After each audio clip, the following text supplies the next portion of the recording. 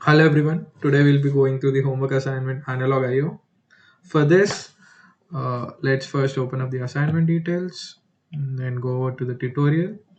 So our main objectives of this assignment are to configure the microcontroller to send data across the virtual COM port to your PC, that is via PuTTY, and then measuring an analog voltage using an analog to digital converter or an ADC, outputting the measured value over USAT, converting an ADC value to voltage and outputting the result over to USAT, and finally, you would want to change pulse width modulation, that is the PWM signal, with a specific duty cycle from your microcontroller output pin or and I'm sorry and by changing the frequency of the cycle itself. So before that, so we have all the listed resources here. So it is, make sure you have the user guide and the data sheet open up because it's going to be a lot of help while doing this assignment. And the parts required for this assignment are the nano itself, and then the a breadboard, resistors, and an LED. So your LED and resistor combination should be, make sure that you use the right resistor for the right LED, that is, and also you need several jumper wires. Also go through the all the critical information and concepts which we have listed here. After you go through, so first make sure your board is connected to the PC. Once it is connected, just open up MPLAB XIDE, go create a new project, standalone project. Next,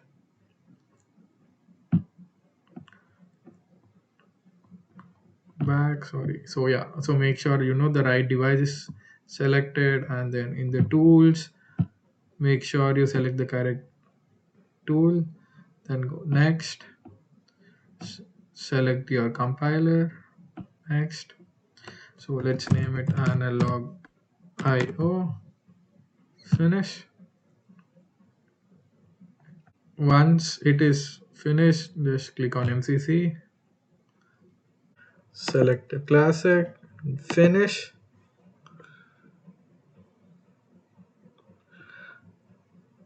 Here on the oscillator, make sure you select high frequency intrinsic oscillator, and make sure your internal clock is 4 megahertz.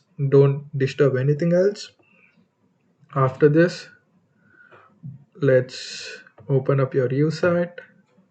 So what you have to be doing is that, like, after all of this is done, so if this part is done, so make sure you select and configure a new USART peripheral which is connected to your USB. So for that, let's go to the data sheet, and here in the pinout, you can clearly see that the USART which is connected to the decoder is USART2, which is RD0 and RD1. So let's go back to MPLABX, select USART2, and make sure you check the redirect STDIO to USART pin, and do not change anything else. After this, just go to your ADCC, click on add. While here, make sure that the alignment is right, and you don't have to change anything else.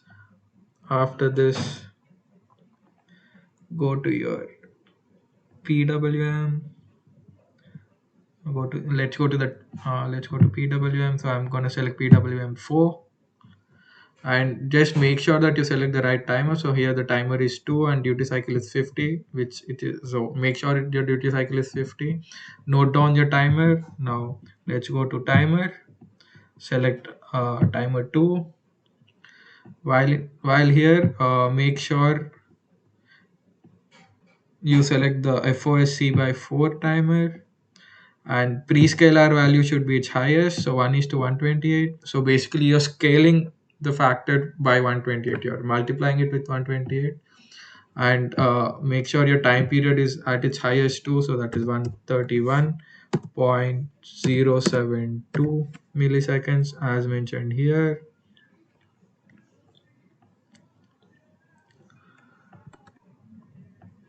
Let's just check. So the timer part is done. Now let's go to the pin manager grid. So peripherals, pin module, go to the pin manager, and in pin manager, so for the user text, we need to make sure that we have the right pins connected. So let's go to the pinout, and here you can see that it's RDO and RD1. So let's go here. RDO would be your output and RD1 would be your input.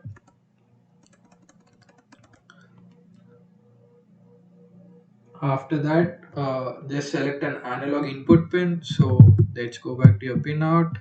So as here we can clearly see that there are 7 analog pins. So let's just select one of them. So here I would be selecting RA2 as my analog pin. So ANX would be RA2. So that would be my analog input. The next pin is the next we would do is go to PWMX. So this is PWM4 as we selected. So from PWM4, make sure you select the one with PWM and analog. So let's just select RA4. So PWM A234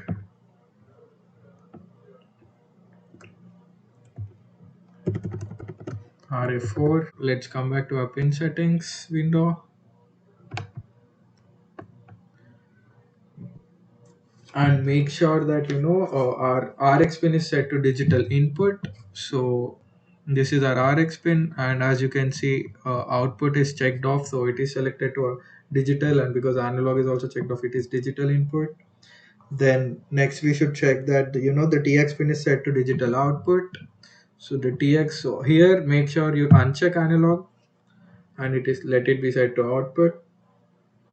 Your second TX pin should be a digital output. So make sure you just uncheck the analog check, and then after that make sure your PWM pin is set as a digital output again. So PWM, make sure it is digital, so I'll just remove analog. And after that, you need to make sure that your ADC is marked as an analog input. So analog is checked and the output is checked off. So this is all right. And then go ahead and generate your now go ahead and generate your MCC configuration. Once you're done with that, so once it says the generation is complete, you can go to your projects, go to your header files, MCC generated files, and here first make sure you open up EUSAT-X. So our X here is 2 because we selected EUSAT2, so we'll open up 2, and here make sure you select the right. So here there are a lot of example codes provided. So make sure you select the right example code, which is used to initialize the EUSAR subsystem. Just copy that and put it in your main.c file. After that, like after this, let's go to ADCX. So ADCH, and while here, so here there is a function which is used to which lets us read a single ADC value conversion, and like there is a small mistake in that. So let's go see ADCX. Sorry, ADCC T. So let's go down.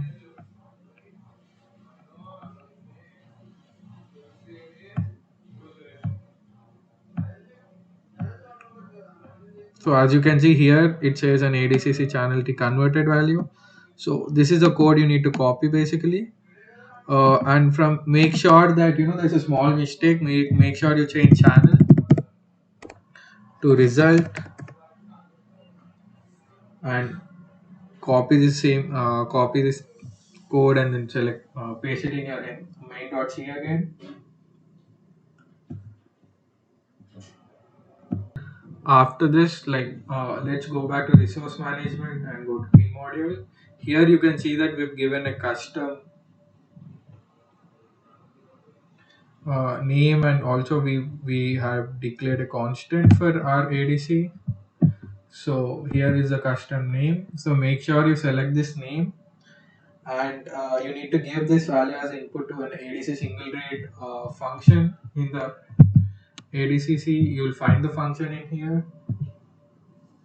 After this, you make sure you define a new variable to use this output function, and uh, just go through the instructions given for the code. Just let's go here. So make sure you follow all of these instructions for ADC, and then let's go to PW, and next let's go to PWM.4.h. And in here again, there are functions, like there are example functions related to initialization, there are example functions related to your duty cycle. So make sure you select the one which sets your duty cycle, copy that example code and paste it into your main.c again. You will have to define new variables every time. Just make sure you remember that. After that, again, let's open up your timer.h. In the timer.h, you need to find the function that permits you to set the period register. So you can just do a search, and so there would be some code which would help you with your period register. Just make sure you find the right one. Copy that again, paste it onto your main.c. But for now, just leave it commented out. You would have to define a new variable to use the output of this function. Now make sure you have all the functions, like you've copied from the .h files in your main C. So that would include from timer.h, pwm.h, eusr.h and adcc.h. Here you may have a different number. So my timer is 2 because I've chosen eusr 4. So and EUSART2, sorry, and then like if you have chosen EUSART1, your timer must be different, your ADC must be different. So make sure you have the right one selected according to what you've chosen.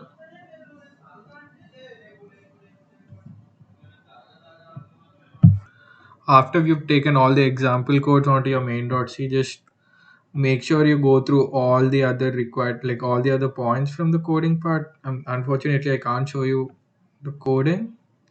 Also, just remember one thing, while you're working with the ADC. So what happens is that the PWM cycle register holds fewer bits. So our ADC is a 10-bit ADC. Also remember that while solving for resolution. So it's a 10-bit ADC, and also you want to transfer the most significant bits of our ADC into the PWM duty cycle register. And for that, we need to do something called bit shifting.